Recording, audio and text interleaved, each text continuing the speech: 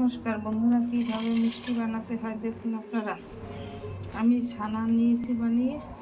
এখন 1 চামচ ময়দা দিলাম, তার মধ্যে 1 চিমটি খাবার সোডা দিলাম। এখন এটাকে ভালো করে ছানতে হবে।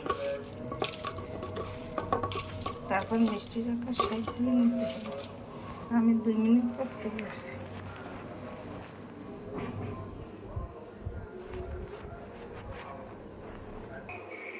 আমি 2 মিনিট পর ফিরে আসি।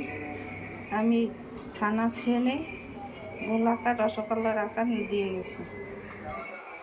এখানে আমি জল নিয়েছি, জলের মধ্যে চিনি দিয়েছি 5 চামচ, একটা এলাচি আর একটা দারচিনি দিয়েছি। এখন এটাকে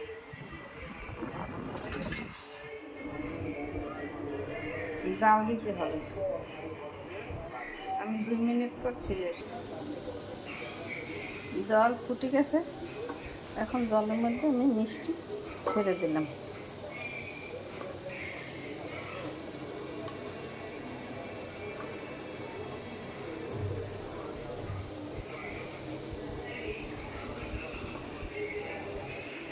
এখন ঢাকনা দিয়ে ঢেকে দিতে হবে 5 মিনিট।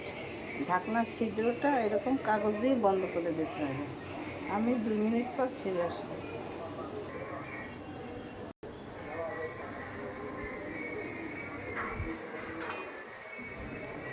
মিষ্টি ফুলে গেছে, এখন একটু নাড়িয়ে দিতে হবে।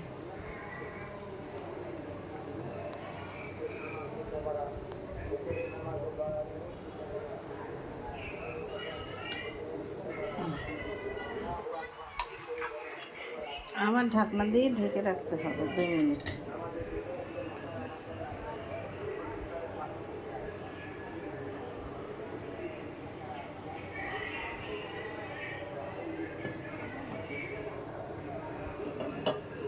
আমার মিষ্টি বানানো রসগোল্লা হয়ে গেছে। এইভাবে আপনারা ঘরে রসগোল্লা তৈরি করে খেয়ে দেখবেন, খেতে অনেক সুস্বাদু লাগে।